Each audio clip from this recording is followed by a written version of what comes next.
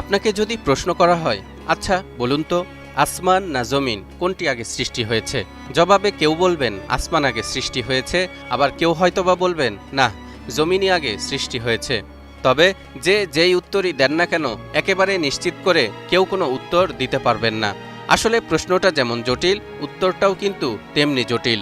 আজ আমরা চেষ্টা করব এ বিষয়ে কোরআন ও বিজ্ঞান আমাদেরকে যেসব তথ্য দিয়েছে তা বিশ্লেষণের মাধ্যমে আসমান জমিন সৃষ্টির রহস্য উদ্ঘাটন করতে। দেখব এক্ষেত্রে বিদ্যমান বিজ্ঞানের তত্ত্ব ও তথ্যের সাথে কোরআনের বক্তব্যের সামঞ্জস্যতা খুঁজে পাওয়া যায় নাকি সাংঘর্ষিক বলে মনে হয়। এ ব্যাপারে মুফাসসিরগণই বা কি ব্যাখ্যা দিয়েছেন সেগুলো তুলে ধরব। সঙ্গেই থাকুন দর্শক। আসুন প্রথমেই জেনে আসি আসমান জমিন সৃষ্টির বিষয়ে কোরআন আমাদেরকে কি কি তথ্য দিয়েছে। যেমন সূরা বাকারার ২৯ নম্বর আয়াতে বলা হয়েছে, হুয়াল্লাযী খালাকা লাকুম মা ফিল আরদি জামিআ সুম্মা ইসতাওয়া ইলাস সামাই ফাসাওয়াহুন্না সাবআ সামাওয়াত ওয়াহুয়া বিকুল্লি শাইইন আলিম। তিনি তোমাদের জন্য পৃথিবীতে যা কিছু আছে সমস্তই সৃষ্টি করেছেন। অতঃপর তিনি আকাশের প্রতি মনোনিবেশ করেছেন। এরপর তিনি আকাশকে ৭টি স্তরে সুবিন্যস্ত করেছেন এবং তিনি সর্ববিষয়ে মহাজ্ঞানী। এই আয়াত থেকে বোঝা যায় মহান আল্লাহ তাআলা আগে জমিন সৃষ্টি করেছেন, এরপর আসমানের প্রতি মনোনিবেশ করেছেন। কিন্তু সূরা নাজিয়াতের ২৭ থেকে ৩০ নম্বর আয়াতে আবার বলা হচ্ছে, আআনতুম আশাদ্দু খালকান আমিস সামাউ বানাহা রাফআ সামকাহা ফাসাওয়াহা ওয়া আগতাশা লাইলাহা ওয়া আখরাজা দুহাহা ওয়াল আরদা বা'দা যালিকা দাহাহা। তোমাদের সৃষ্টি অধিক কঠিন না আকাশের, যা তিনি নির্মাণ করেছেন? তিনি একে উচ্চ করেছেন ও সুবিন্যস্ত করেছেন। তিনি এর রাত্রিকে করেছেন অন্ধকারাচ্ছন্ন এবং এর সূর্যালোক প্রকাশ করেছেন। পৃথিবীকে এর পরে বিস্তৃত করেছেন।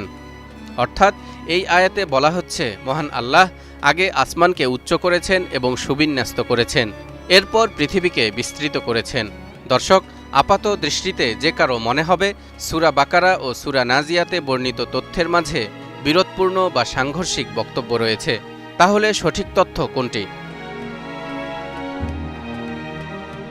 দর্শক, এর সমাধান আমরা জানব। তবে তার আগে আসুন এ ব্যাপারে বিজ্ঞানের বক্তব্য কি তা জেনে আসি। আধুনিক বিজ্ঞান বলছে এ মহাবিশ্বের শুরুটা হয়েছিল বিগ ব্যাং দিয়ে, প্রায় ১৩.৮ বিলিয়ন বছর আগে। সেই মহাবিস্ফোরণের পর মহাশূন্যে ছড়িয়ে পড়েছিল হাইড্রোজেন ও হিলিয়ামের গ্যাস। এই গ্যাসগুলো নেবুলা বা মহাজাগতিক ধোঁয়া হিসেবে পরিচিত, যা পরে গ্র্যাভিটির কারণে জমাট বেঁধে তৈরি করে নক্ষত্র, গ্যালাক্সি এবং গ্রহ। অর্থাৎ বিজ্ঞান বলছে আগে আসমান পরে জমিন। এখানেও কিন্তু সূরা নাজিয়াতের দেয়া তথ্যের সাথে মিল আর সূরা বাকারার তথ্যের সাথে অমিল লক্ষ্য করা যাচ্ছে। এমনিভাবে সূরা ফুসসিলাতের ৯ থেকে ১১ নম্বর আয়াতে বলা হচ্ছে, قُلْ أَإِنَّكُمْ لَتَكْفُرُونَ بِالَّذِي خَلَقَ الْأَرْضَ فِي يَوْمَيْنِ وَتَجْعَلُونَ لَهُ أَنْدَادًا ذَلِكَ رَبُّ الْعَالَمِينَ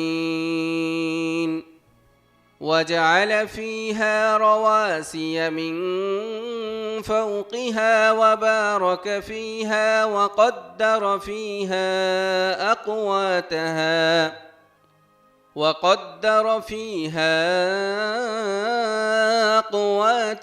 فِي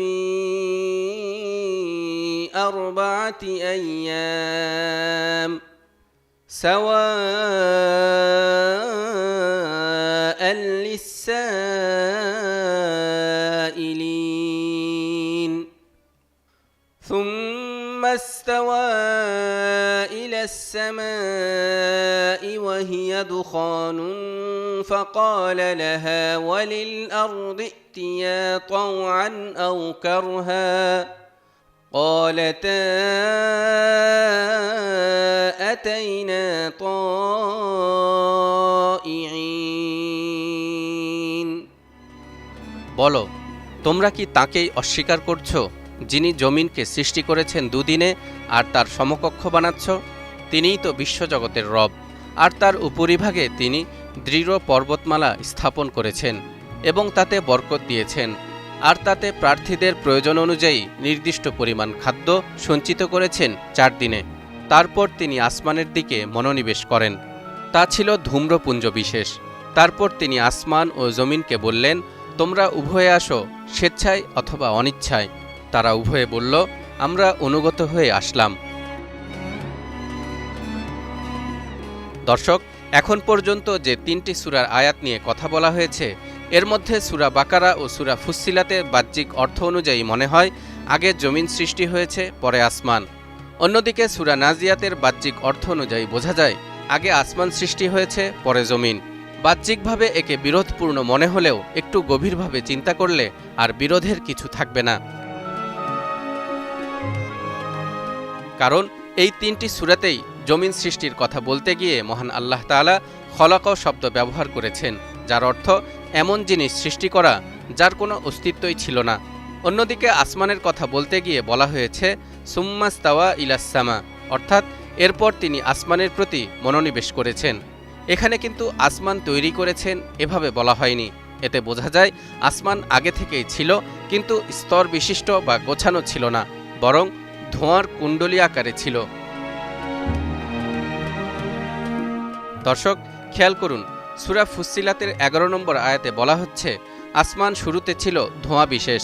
বিজ্ঞানও বলছে ঠিক একই কথা। নাসার বিজ্ঞানীরা বলেছেন, the early universe was filled with dark gas clouds before galaxies formed. কাজেই আসমান আগে থেকেই ছিল, কিন্তু তা ছিল কেবল ধোঁয়া বিশেষ। এরপর জমিনকে সৃষ্টি করে আল্লাহ আসমানের দিকে মনোযোগ দিয়েছেন এবং তাকে 7টি স্তরে বিভক্ত করেছেন, যার মধ্যে রয়েছে লক্ষ কোটি গ্রহ, উপগ্রহ আর গ্যালাক্সি। এভাবে যদি বলা হয় তাহলে কোরআন ও বিজ্ঞানের তথ্য মিলে যায় এবং একই সাথে এটি প্রমাণ করে কোরআনে ব্যবহৃত শব্দ কেবল প্রতীকী ও রূপক অর্থে নয়, বরং বাস্তবতার আলোকেই মহান আল্লাহ তাআলা ব্যবহার করেছেন, যা সময়ের সাথে সাথে উন্মোচিত হচ্ছে। তবে কোনো মুফাসসির আবার এই বক্তব্যের সাথে একমত নন। তাদের মতে আগে জমিন সৃষ্টি করা হয়েছে, এরপর আসমান। তাদের যুক্তি, সবার আগে কোনো কিছুর ভিত্তি স্থাপন করা হয়, তারপর ছাদ নির্মাণ করা হয়, আর আকাশ হলো পৃথিবীর ছাদ তুল্য।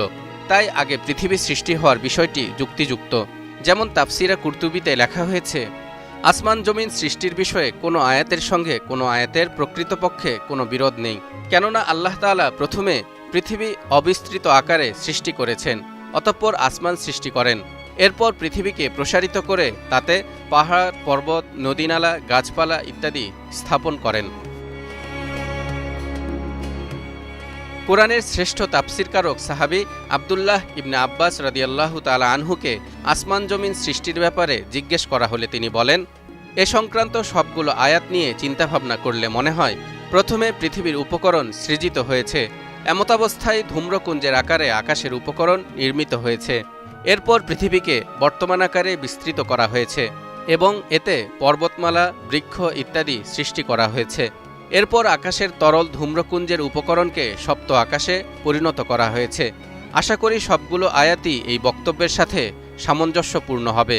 বাকি প্রকৃত অবস্থা আল্লাহ তাআলাই জানেন। দর্শক, আমাদের মনে রাখতে হবে কোরআন কোনো বিজ্ঞানের বই নয়, আর কোরআনকে বিজ্ঞানের আলোকে যাচাই করারও সুযোগ নেই, কারণ বিজ্ঞান সকল ক্ষেত্রে সবসময় সত্য বা নিশ্চিত জ্ঞান দিতে সক্ষম নয়। বিজ্ঞানের থিওরি সর্বদা পরিবর্তনশীল, কিন্তু কোরআনের একটি আয়াতও কিয়ামত পর্যন্ত পরিবর্তন হবে না।